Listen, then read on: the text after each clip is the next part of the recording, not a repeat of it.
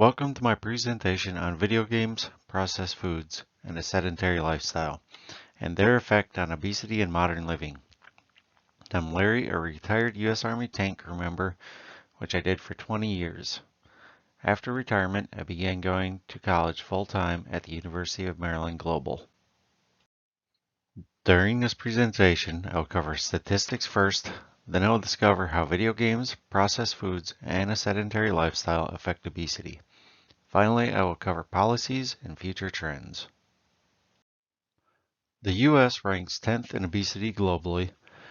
41.9% of our population was obese as of 2020, measured by BMI. We spent an estimated $173 billion on medical costs attributed to obesity in 2019. Obese individuals spend over $1,800 more per year on medical care. Men and women with college degrees have a lower obesity rate. Worldwide, obesity has tripled since 1976. Over 1.9 billion adults were overweight in 2016, and 650 million were obese. This means that 39% of all adults were overweight and 13% were obese. The majority of the world's population now lives in places where obesity kills more people than being underweight. In 2020, 39 million children under 5 were obese. 340 million children and adolescents ages 5 to 19 were overweight or obese in 2016. As you can see here, according to the U.S. Bureau of Labor Statistics, Americans spend a lot of time playing video games and watching television. Americans aged 15 to 19 had the highest average per week at 10 hours each.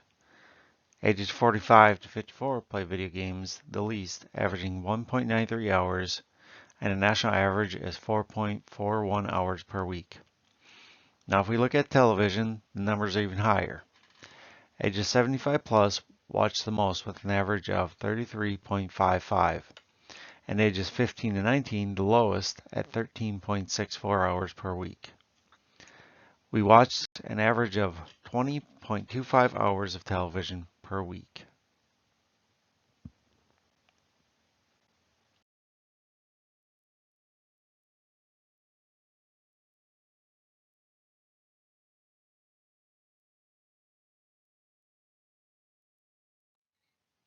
The video game industry is worth more than the film and music industries combined. In 2018, online gamers played an average of 6 hours per week. That number does not factor in their time playing offline games. Pokemon Go has caused over 250 deaths and 150,000 traffic accidents. Minecraft has sold over 154 million copies, and as you can see here, over 100 million people have played Call of Duty. That is 1/3 of the population in the United States. In 2019, Marker and their research partners conducted a study worldwide on the relationship between video game use and obesity. This study found a small positive relationship between non-active video games and increased body mass. This relationship was slightly larger in adults than in children. They concluded that there was no definitive proof that corroborated a strong connection between video games and weight gain. A 2020 study reviewed 26 studies on video games and obesity. They found that of those studies, 14 showed no association between video games and obesity. They did, however, find that 12 of those studies showed some association between video games and weight gain, but the results were minimal to inconclusive. In addition, they found that 8 of those studies showed a preliminary evidence of a correlation between exergames and weight reduction. In the end, they concluded there is ambiguous evidence that video games are associated with obesity and that more research needs to be conducted on exergaming to get better results. Eating junk food alters the brain, similar to cocaine or heroin. Chicken meat is not the main ingredient in chicken nuggets. If you like them, do not ask what is in them. The average American eats over 4 pounds of potato chips a year. On average, Americans consume 22 teaspoons of sugar per day, mostly in sodas and other sugary drinks. Contrary to popular belief, ice cream warms the body rather than cool it due to its high fat content. In 2019, the National Institutes of Health conducted a study of 20 adults, 10 men and 10 women. They had them eat ultra-processed food for 2 weeks and then eat minimally processed food for 2 weeks. When they ate processed foods, they gained weight, an average of 2 pounds each over the 2-week period. When those same subjects ate minimally processed foods, they lost weight. When on the processed food diet, they averaged 500 calories more per day. They concluded that the ultra-processed foods not only were more fattening, but they also caused the subjects to consume more food.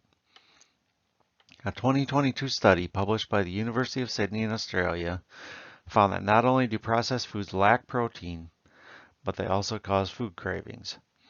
They also found that eating a low-protein meal early in the day caused their subjects to eat more food throughout the day. In addition, they found that when a subject ate the recommended amount of protein early in the morning, it lowered the total consumption throughout the day. A 2021 study in Korea observed 7,364 Korean men and women and found that women had a 51.4 greater chance of being obese when they consumed ultra-processed foods and a 64% greater chance of abdominal obesity.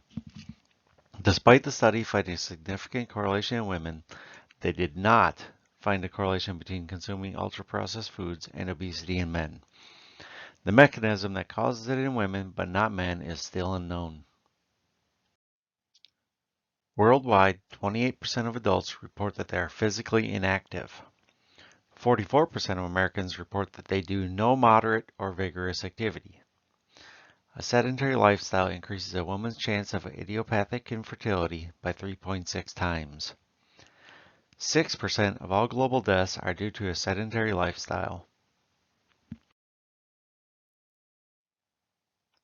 A 2008 study in Canada by Shields and Tremblay found that 25% of men and 24% of women who watched television for 21 or more hours per week were obese.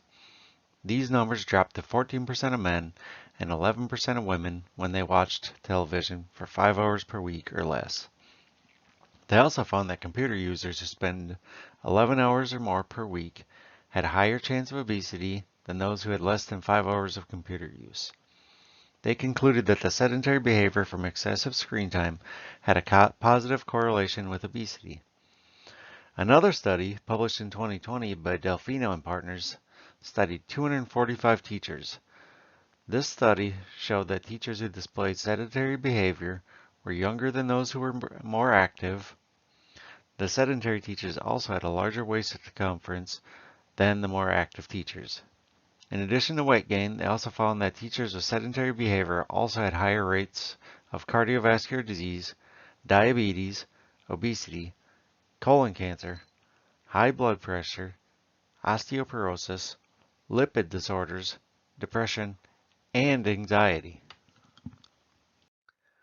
The U.S. Department of Health and Human Services published their Physical Activity Guidelines for Americans, second edition, in 2018. To help reduce the chances of obesity and disease, they recommend adults be active for a minimum of 75 minutes per week, with a recommended activity level of 150 to 300 minutes per week to see substantial health benefits. Children should be active for 60 minutes per day, including aerobic, muscle training, and bone strengthening exercises. Pregnant women should exercise for at least 150 minutes of moderate intensity exercise per week. So what does the future look like? Over half of the U.S. population is predicted to be obese by 2030. Several states are predicted to exceed 60% obesity rate, with the lowest states approaching 40%. Worldwide, obesity is expected to surpass 1 billion people by 2030. Obesity in Africa is expected to triple by 2030, and obesity rates in women are higher than in men, and the gap is expected to rise. The first thing I would like to point out is that while obesity is a problem, it is preventable. countries worldwide are beginning to spend resources to educate people and work to prevent it. The most significant factors in combating obesity are getting proper nutrition and exercise. During this presentation, we went over gaming and its effects on obesity, which were little to none. There is hope in this area that extra gaming can be a positive force, with early signs of it helping with weight loss. Next, we looked at processed foods, where the evidence showed that not only do they cause weight gain, they also cause food cravings. There is little doubt that processed foods are a significant contributor to obesity. Finally, we looked at the sedentary lifestyle. Again, each study found that those who live sedentarily are more prone to obesity and weight gain. My research has shown that a leading cause in the rise of obesity not only in the United States, but worldwide, has had two major contributors: the increase in sedentary behaviors and the rise in processed foods, which have been increasing in popularity since the 1950s. It is difficult to pinpoint the exact point where obesity began to rise, but obesity rates in the U.S. have more than tripled since the 1950s. With the rise of office jobs and processed foods, and the evidence that points to them as being major contributors is difficult to refute. I did find little evidence that video games were a contributor to obesity, however. Excessive screen time from TV or video games does cause a sedentary lifestyle.